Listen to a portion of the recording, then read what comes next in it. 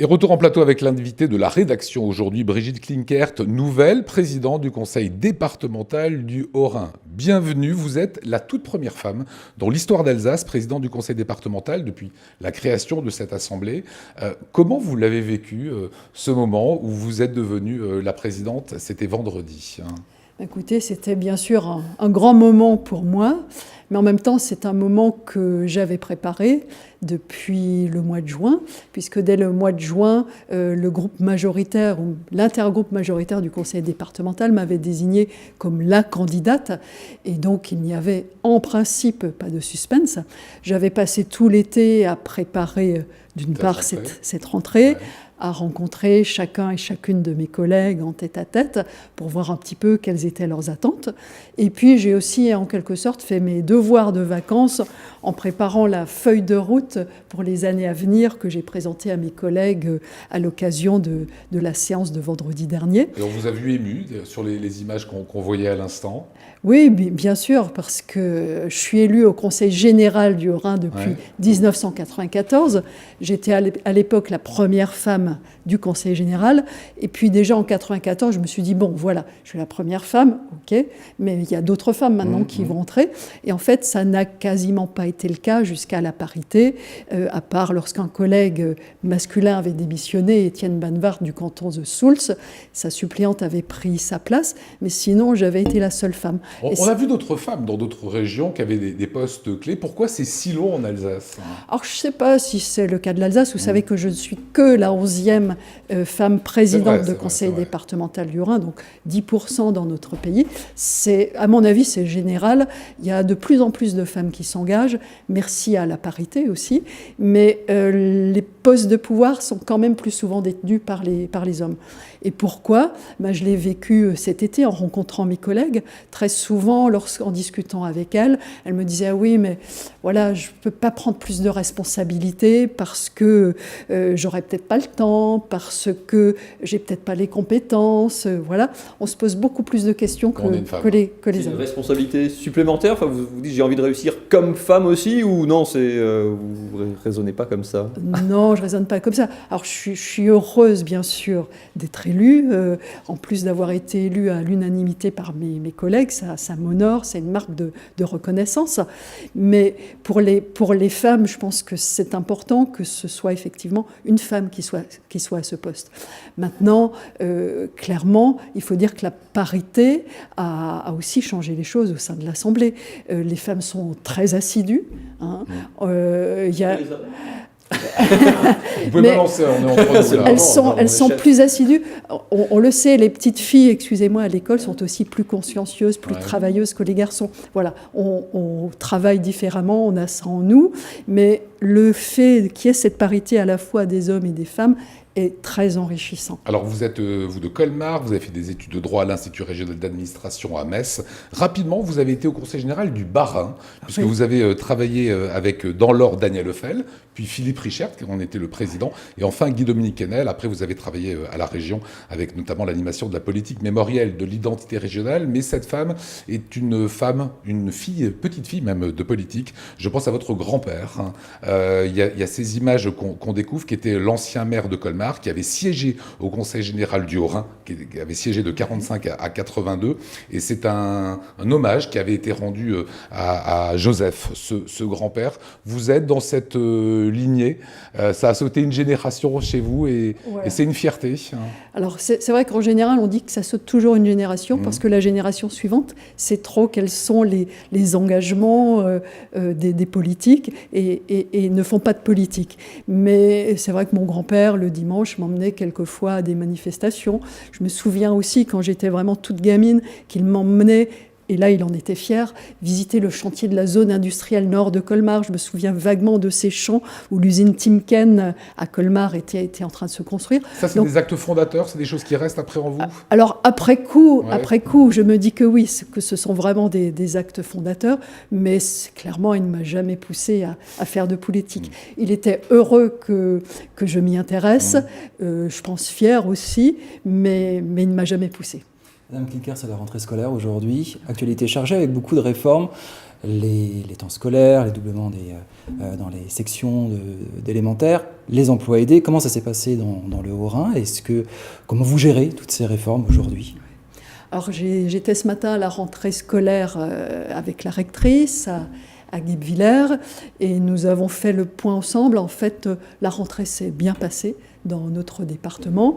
Nous y avons veillé. Alors pour ce qui est du conseil départemental, nous avons en charge les bâtiments. Nous avons également en charge les agents qui sont chargés de l'entretien des collèges. Et nous avons travaillé en parfaite harmonie avec les services de l'éducation nationale pour accueillir aujourd'hui au mieux les élèves haut-rhinois. On m'a fait part de quelques soucis par rapport à l'accueil d'enfants handicapés, les problèmes des AVS, des assistants de vie sociale, malheureusement. Mais le conseil départemental avec la MDPH a tout fait pour que cette rentrée se passe le mieux pour ces enfants aussi. Voilà. Et nous sommes en lien étroit là, avec l'éducation nationale. Tout, évidemment, il reste certainement des soucis ici ou là, mais nous sommes à l'écoute pour les régler au mieux. On parlera avec vous, Brigitte Klinkert, dans quelques instants d'emploi, des solidarités, évidemment de cet espace trinational entre le Haut-Rhin que vous représentez, l'Allemagne, la Suisse, et on va évidemment parler de l'avenir institutionnel de l'Alsace, puisque c'est le dossier chaud. L'Alsace va-t-elle fusionner les deux départements pour devenir le département alsacien? Va-t-elle sortir du Grand Est?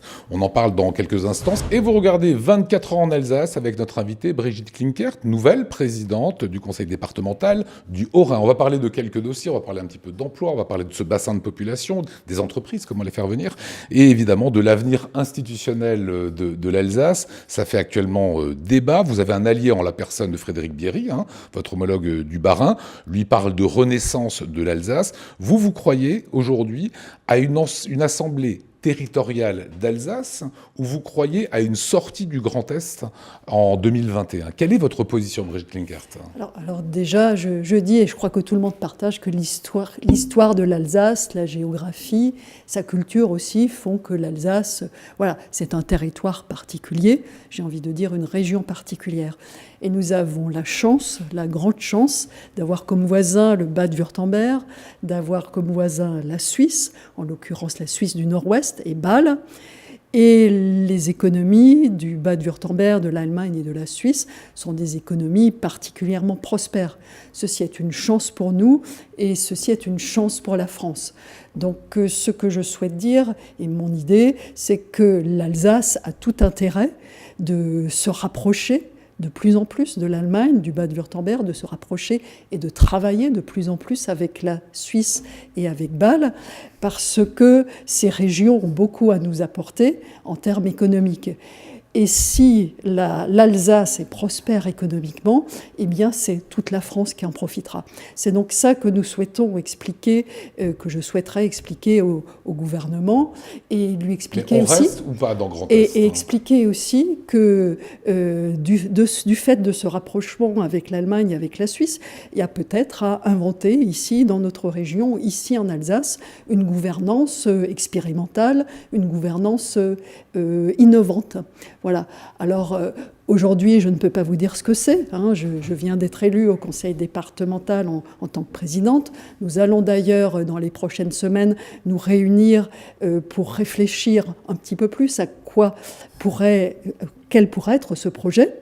Mais je pense qu'aujourd'hui, le gouvernement, le président de la République, peuvent être à l'écoute d'un projet innovant et expérimental pour l'Alsace. Comment vous comptez les emporter, les lier à ce projet pour pas que ça devienne un machin politique vu entre Paris, Strasbourg, coupé un petit peu de tout ça? Parce qu'il y a beaucoup d'initiatives dans la région, on rencontre des gens qui disent « je suis fier d'être alsacien ». Vous, quel lien vous allez faire avec le terrain? Alors justement, il ne faut pas que ce soit une usine à gaz, j'ai envie de dire, et il faut que ce soit un projet qui soit porté ensemble. Et quand je dis ensemble, ce n'est pas uniquement les élus, mais ce sont aussi les forces économiques, toutes les forces vives et les Alsaciens. Le gros problème de l'Alsace, c'est que jusqu'à présent, nous n'avons pas supporté ensemble et tous ensemble un projet. Avec un référendum manqué à l'époque. Voilà, même si 58% des Alsaciens étaient favorables, voilà, la barre était trop haut et le projet trop compliqué, peut-être pas suffisamment bien expliqué. Moi, je crois vraiment qu'aujourd'hui, il y a une opportunité qu'il faut saisir et que le gouvernement est prêt à comprendre. Parce que le référendum, il est manqué aussi parce que la participation a manqué. Revenir là-dessus, sur ces questions, ça ne va pas fatiguer les gens. C'est pas revenir, justement, pas revenir, mais proposer autre chose. Proposer une organisation expérimentale innovante et très ouverte sur nos voisins allemands et suisses. Alors je vais rencontrer dans les prochains jours nos voisins, mais je crois savoir que le territoire de Bâle souhaiterait justement que dans ce coin des trois frontières, on réfléchisse à une gouvernance particulière, parce qu'il y a de véritables enjeux dans ce secteur des trois frontières. Si on parle d'emploi un petit peu, parce que le temps tourne, comment, c'est une des grosses problématiques depuis des années, l'emploi se dégrade, en tout cas l'Alsace n'est plus aussi favorisée qu'à une époque. Comment innover, comment faire venir à nouveau de l'emploi, comment faire venir des entreprises dans la région et dans le Haut-Rhin en particulier? Alors justement, dans la feuille de route que j'ai présentée à mes collègues vendredi, figurent 3 priorités principales, il y en a d'autres bien sûr. La première, c'est l'emploi, la deuxième, c'est la jeunesse, et la troisième, c'est l'Alsace. Alors l'emploi, vous me direz, ce n'est pas de la compétence du conseil départemental, certes, mais je dis que l'Alsace quand même est dans une situation économique et sociale difficile actuellement et qu'il faut qu'on se serre tous les coudes pour essayer de créer de l'emploi. Alors, le département peut, au travers de ses compétences propres, eh bien, j'ai envie de dire, passer au tamis les projets qui sont les siens pour privilégier les projets qui peuvent donner de l'emploi. Un exemple, si on parle de route, eh bien on privilégiera des travaux d'une route qui donne accès à une zone d'activité. Je pense aussi, et c'est également l'une de mes priorités, que le multilinguisme et le bilinguisme sont un atout extraordinaire pour notre territoire. Et là aussi, je veux me battre, j'ai envie de dire, pour développer le bilinguisme et le multilinguisme dans notre région. Vous, votre territoire, vous le voyez du côté du Bade-Württemberg et du côté de la Suisse. Ce territoire-là, vous voulez le développer aussi avec des synergies avec ces deux pays. C'est vraiment une priorité. Nous avons beaucoup de points communs avec nos voisins du Bade-Württemberg et nos voisins suisses. Il faut nous mettre ensemble, travailler ensemble. Et ça n'est pas que l'Alsace qui gagnera, c'est la France qui sera gagnante. Merci Brigitte Klinger d'être venue sur le plateau. Ça a passé très vite. Comme vous me disiez en télévision, je voulais encore qu'on parle de culture.